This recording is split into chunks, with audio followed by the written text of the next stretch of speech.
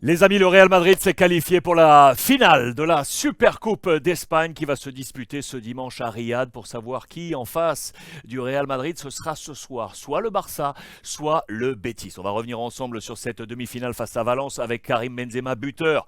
Dans cette demi-finale, du côté de Riyad, voici les unes de la presse, avec, vous l'aurez compris, celui qui aura été le MVP de ce match, Monsieur Thibaut Courtois. Encore une fois, me direz-vous, parce que le Real n'a pas forcément donné un gros match, une grosse prestation. On va le voir ensemble avec les différentes notes. C'est Courtois qui a décidé ce match avec ce dernier arrêt là, comme ça, au terme de la séance de tir au but, permettant au Real Madrid de se qualifier. Courtois vaut une finale. Regardez l'expression de Karim Benzema et Asensio sur cette photo.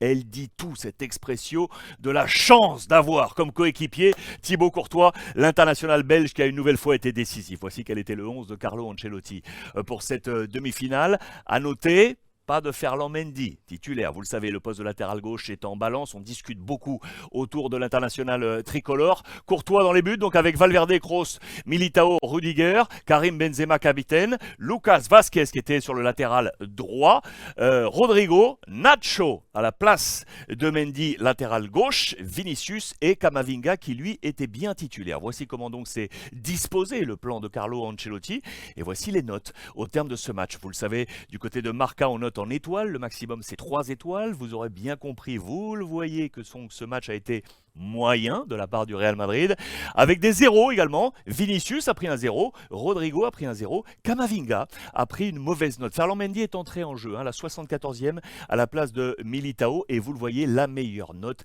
elle est là pour Courtois. Au passage, je vous mets comme ça cet éclairage sur Valence, la formation de Gattuso.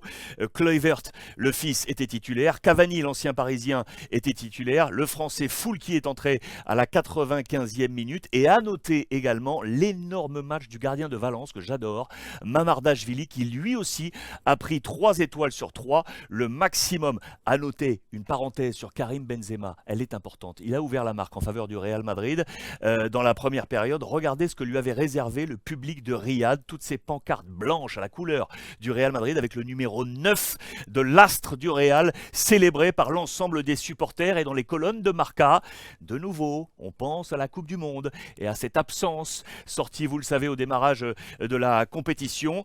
Benzema, voici la version Benzema que n'a pas voulu l'équipe de France. Vous voyez, les messages sont encore une nouvelle fois très très forts. Énorme match du numéro 9 avec un registre incroyable et des recours, des solutions à chaque fois pour son équipe pour réussir à déstabiliser la défense de Valence. Et puis regardez sur Twitter, Marca rajoute également, voici le Benzema qu'a manqué Didier Deschamps, 4 buts sur les 3 matchs joués par le Real Madrid depuis le terme de la Coupe du Monde. Ça en dit tout avec ces quelques mots sur l'esprit aujourd'hui qui anime les Espagnols et ceux qui suivent le Real Madrid du côté notamment du quotidien Marca. Toujours Marca avec, je voulais honorer bien évidemment la performance de Thibaut Courtois qui a été énorme. C'est cette fameuse photo choisie, vous le voyez, avec les gants d'or, le gant d'or de Courtois qui enlève donc ce dernier penalty au terme de la séance de tir au but dans les colonnes de As. Vous voyez également que dans le match, il a été énormissime, toujours ses arrêts en mode gardien de handball à la Neuer. Quand tout rate, il y a toujours Courtois qui reste, parce que ce match, je vous l'ai dit, a été pas énorme de la part du Real, et vous allez voir qu'en conférence de presse, Carlo Ancelotti l'a d'ailleurs souligné. Ça aussi, je voulais vous le montrer, c'est que la séance de tir au but a montré des armes de la part du Real Madrid. Dans le choix sur les 5 tireurs, on a mis tout de suite les lourds. Tout de suite, ce sont les lourds qui ont frappé, avec Benzema, Modric et Kroos, les 3 premiers. Regardez cette séance de tir au but d'ailleurs. C'est Valence qui avait ouvert cette séance avec Cavani, là aussi du lourd, qui avait marqué. Benzema égalise. Comert met ce ballon au-dessus. Avantage offert au Real Madrid qui transforme cet avantage avec Modric, donc deuxième tireur. Illich, l'ancien Barcelonais, marque 2 buts partout. Toni Kroos redonne l'avantage au Real Madrid avec ce 3-2. Guillamon, 3 buts partout. Asensio, 4 buts à 3. Et puis Gaïa, figure de Valence, manque le dernier tir au but. En tout cas, c'est Courtois qui l'arrête frappé au milieu. Et donc, qualification du Real Madrid. Je vous l'ai dit, Ancelotti qui sait que sa formation n'est pas encore à 100%. Deuxième de la Liga derrière le Barça, vous le voyez. La finale, bien entendu, est un bon signe pour pour nous, mais on n'est pas encore au top. Il a en tête l'état physique de ses troupes et notamment toutes les squads qui étaient présentes du côté de la Coupe du Monde. Quelques jours après, on est en train de disputer des matchs de haute compétition. Il le sait, Carlo Ancelotti, qui au passage, les amis, disputait son 200e match avec le Real Madrid. C'est sur le site officiel, le compte Twitter du Real Madrid. On rappelle au passage son palmarès de Champions League, une Coupe du Monde des clubs, deux Super Coupes d'Europe, une Liga, une Coupe du Roi et une Super Coupe d'Espagne. Le voici en finale de nouveau avec son roi, son mage qui sort, vous le voyez, de sa lampe magique. On est allé frotter et c'est Karim Benzema qui est là, buteur une nouvelle fois dans cette demi-finale. Qui pourra affronter le Real Madrid? C'est soit le Barça, soit le Betis. Réponse ce soir.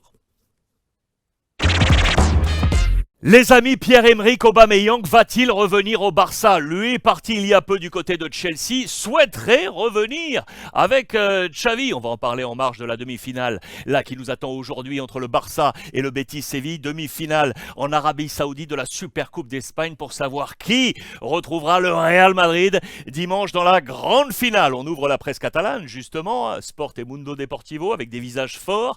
Lewandowski, qui est bien là, qui sera suspendu, vous le savez, en Liga pour les 3 prochains matchs et notamment là face à l'Atlético Madrid.